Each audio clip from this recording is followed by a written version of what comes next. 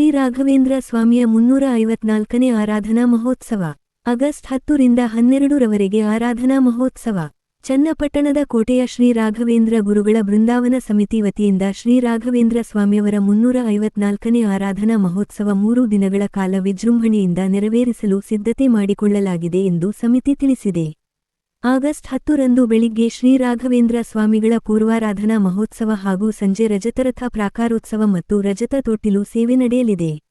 August 11 ರಂದು ಬೆಳಿಗ್ಗೆ ಶ್ರೀ ರಾಘವೇಂದ್ರ ಸ್ವಾಮಿಗಳ ಮಧ್ಯಾರಾಧನಾ ಮಹೋತ್ಸವ ಮತ್ತು ಮಧ್ಯಾಹ್ನ ಅನ್ನಸಂತರ್ಪಣೆ ಹಾಗೂ ಸಂಜೆ ರಜತ ತೊಟ್ಟಿಲು ಸೇವೆ ನಡೆಯಲಿದೆ. ಆಗಸ್ಟ್ 12 ರಂದು ಶ್ರೀ ಗುರುರಾಘವೇಂದ್ರ ಸ್ವಾಮಿಗಳ ಉತ್ತರಾರಾಧನಾ ಮಹೋತ್ಸವ ಮತ್ತು ಮಧ್ಯಾಹ್ನ ಶ್ರೀ ವೇದವ್ಯಾಸ ಮಂತ್ರ ಹೋಮ ನಡೆಯಲಿದೆ ಎಂದು ಸಮಿತಿ ತಿಳಿಸಿದೆ.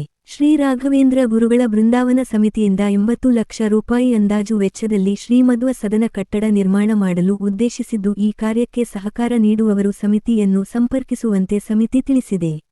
ಶ್ರೀ ರಾಘವೇಂದ್ರ ಗುರುಗಳ ಬೃಂದಾವನ ಸಮಿತಿಯ ಮತ್ತು ಎಲ್ಲ ಭಕ್ತ ಸಮೂಹದ ಆಶ್ರಯದಲ್ಲಿ 354ನೇ ಆರಾಧನಾ ಮಹೋತ್ಸವವನ್ನು ಹಮ್ಮಿಕೊಂಡಿದ್ದೇವೆ.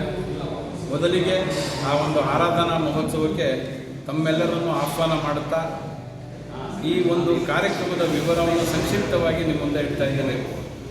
10, 11, 12ನೇ ತಾರೀಕು ಶ್ರೀ ರಾಘವೇಂದ್ರ ಗುರು ಸಾರ್ವಭೌಮರ ಆರಾಧನಾ ಮಹೋತ್ಸವವಾಗಿದ್ದು, ಬೆಳಗ್ಗೆ ವಿಶೇಷ ಪಂಚಾಮೃತ ಅಭಿಷೇಕ, ಹೂವಿನ ಅಲಂಕಾರದೊಂದಿಗೆ ಅನ್ನದಾನ ಸಂತರ್ಪಣೆಗಳನ್ನು ಸಹ ನಾವು ಏರ್ಪಾಡು ಮಾಡಿದ್ದೇವೆ. ವಿಶೇಷವಾಗಿ ಏನಾಗಿದೆ ಅಂದರೆ, ಎಲ್ಲ ಕಡೆಯೂ ರಾಯರ ಆರಾಧನೆ ನಡೀತಾ ಉಂಟು. ಅದು ದೊಡ್ಡ ವಿಷಯ ಅಲ್ಲ. ಆದರೆ ನಮ್ಮ ಚನ್ನಪಟ್ಟಣ ವಿಶೇಷತೆ ಏನಪ್ಪ ಅಂದರೆ, ಈ 3 ದಿನಗಳಲ್ಲಿ ಕನಿಷ್ಠ ಒಂದು 10,000 ಜನಕ್ಕೆ ನಾವು ಊಟ ಉಪಚಾರ ವ್ಯವಸ್ಥೆಯನ್ನು ಮಾಡಿರ್ತೀವಿ.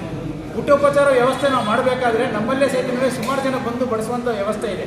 ಹಾಗಾಗಿ ನಮ್ಮಲ್ಲಿರುವಂಥ ಎಲ್ಲ ನಮ್ಮ ವ್ಯಕ್ತಿಗಳಾಗಿರ್ಬೋದು, 3 ದಿನ ಅವರೆಲ್ಲ ಕೆಲಸಕ್ಕೂ ರಜೆ ಹಾಕಿ ಈ 10,000 ಜನಕ್ಕೂ ಬಡಿಸುವಂಥ ಕಾರ್ಯಕ್ರಮ ಮಾಡ್ತಾರೆ. ಮೊದಲನೇದಾಗಿ. ಎರಡನೇದಾಗಿ, ದಿನೇ ನಮ್ಮ ಮಠದಲ್ಲಿ ಭಕ್ತಾದಿಗಳ ಸಂಖ್ಯೆ ಜಾಸ್ತಿ ಆಗ್ತಾ ಇದೆ. ಯಾಕೆ ಜಾಸ್ತಿ ಆಗ್ತಾ ಇದೆ? ರಾಯರುಗಳು ಪವಾಡ ತೋರಿಸ್ತಾ ಇದ್ದಾರೆ. ಕಣ್ಣಿಲ್ಲದವರಿಗೆ ಕಣ್ಣು ಬರೆಸ್ತಾರೆ. ಇದೇ ಚನ್ನಪಟ್ಟಣದಲ್ಲಿ ನಾನು ಹೇಳ್ತಾ ಇರೋದು, ಬೇರೆ ಕಡೆ ಇಲ್ಲ. ಯಾರಿಗೋ ಚರ್ಮ ರೋಗ ಇದೆ, ಅದು ಕಮ್ಮಿ ಆಗಿದೆ. ಇನ್ನೊಬ್ರು ಯಾರಿಗೂ ನಡೆಯೋಕ್ಕಾಗ್ತಾ ಇಲ್ಲ, ನಡೆಯುವಂಥ ಒಂದು ವ್ಯವಸ್ಥೆಗೆ ಬಂದಿರ್ತಾರೆ. ಈ ರೀತಿ ಹಲವಾರು ಪವಾಡಗಳನ್ನು ತೋರಿಸ್ತಾ ಇರುವಂಥ ರಾಯರು ಇಲ್ಲಿ ಕೂತಿರೋದ್ರಿಂದ ಸಾರ್ವಜನಿಕರು ಅತಿ ಹೆಚ್ಚಿನ ಸಂಖ್ಯೆಯಲ್ಲಿ ಬರ್ತಾ ಇರೋದು ಗಮನಾರ್ಹ ವಿಷಯವಾಗಿರ್ತದೆ. ಇದನ್ನು ಮನಗಂಡು ನಾವು ಈ ವರ್ಷ ಇನ್ನೂ ಹೆಚ್ಚಿನ ಭಕ್ತಾದಿಗಳಿಗೆ ಹೆಚ್ಚಿನ ಒಂದು ವ್ಯವಸ್ಥೆಯನ್ನು ಮಾಡಿರುತ್ತೇವೆ. ಹಾಗಾಗಿ ಚನ್ನಪಟ್ಟಣ ತಾಲೂಕು ಪ್ರತಿಯೊಬ್ಬ ಜನತೆಗೆ ತಮ್ಮ ಪ್ರೆಸ್ ಮುಖಾಂತರ ತಿಳಿಸೋದು ಏನಪ್ಪ ಅಂದರೆ, ತಾವೆಲ್ಲರೂ ಬರಬೇಕು, ರಾಯರ ಒಂದು ಆಶೀರ್ವಾದವನ್ನು ಪಡಿಬೇಕು ಅಂತ ತಮ್ಮೆಲ್ಲರಿಗೂ ನಾವು ಮಠದ ಪರವಾಗಿ ಆಹ್ವಾನ ಕೊಡ್ತಾ ಇದ್ದೀವಿ.